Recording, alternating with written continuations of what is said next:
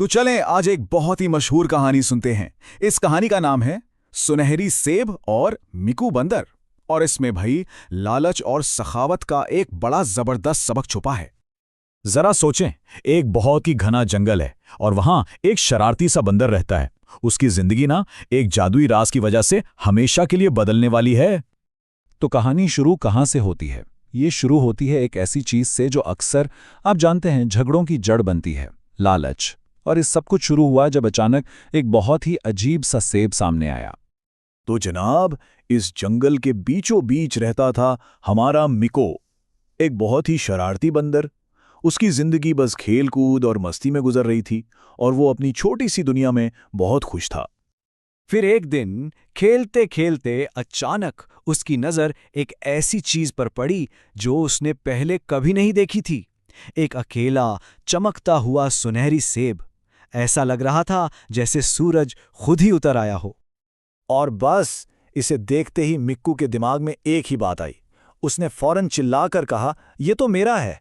किसी के साथ बांटने का तो सवाल ही पैदा नहीं होता था। लेकिन भाई मिको ने जो सोचा था वैसा होना इतना आसान नहीं था। और यहीं से कहानी में एक नया मोड़ आता है। एक सेब, लेकिन उसको चाहने वाले दो।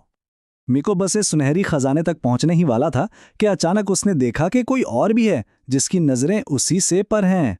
नीचे एक हिरन खड़ा था और वो भी बड़ी ललचाई नजरों से सेब को देख रहा था। अब तो भाई झगड़ा साफ था। मिकू कह रहा था ये मेरा है, तो दूसरी तरफ से हिरन की आवाज आई, नहीं, मैंने इसे पहले देखा था। दोनों का यही मानना था कि सेब पर पहला हक उनका ही है। अब ये बहस बढ़ती ही जा रही थी कि कहानी में एक बहुत ही अहम मोड़ आया।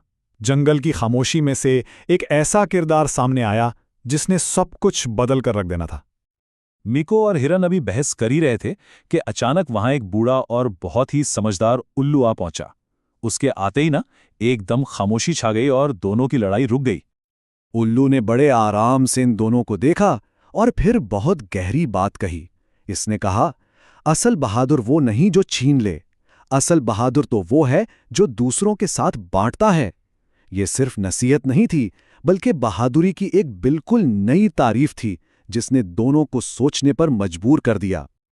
तो भाई, उल्लू के इस बात का क्या असर हुआ? यहीं से हम कहानी के नतीजे की तरफ बढ़ते हैं, जहां बांटने का एक ऐसा इनाम मिलता है जिसकी किसी को उम्मीद ही नहीं थी।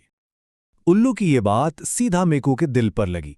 इसने एक पल के लिए सोचा और फिर उसने लालच पर सखावत को चुना। वो मुस्कुराया और सेब का आधा हिस्सा हिरन को दे दिया। देखते ही देखते उनकी लड़ाई दोस्ती में बदल गई। और जैसे ही उन्होंने सेब का आखिरी टुकड़ा खाया, एकदम से कुछ जादुई हुआ। कुछ ऐसा हुआ जिस पर यकीन करना मुश्किल था। जिस दरख्त पर सिर्फ एक सुनहरी सेब था ना, वो अचानक सैकड़ों सुनहरी सेबों से भर गया।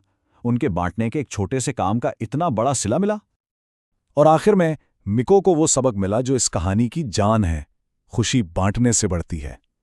उसे समझ आ गया कि असली खजाना वो सेब नहीं था, बल्कि वो खुशी थी जो बांटने से मिलती है। तो ये कहानी हमें एक बहुत अहम सवाल के साथ छोड़ जाती है कि अगर खुशी बांटने से बढ़ती है तो हमारी जिंदगी में और कौन कौन सी चीजें हैं जो देने से कम नहीं होती बल्कि और बढ़ जाती हैं। शायद दोस्ती, इल्म या फिर मोहब्बत। जरा सोचिएगा।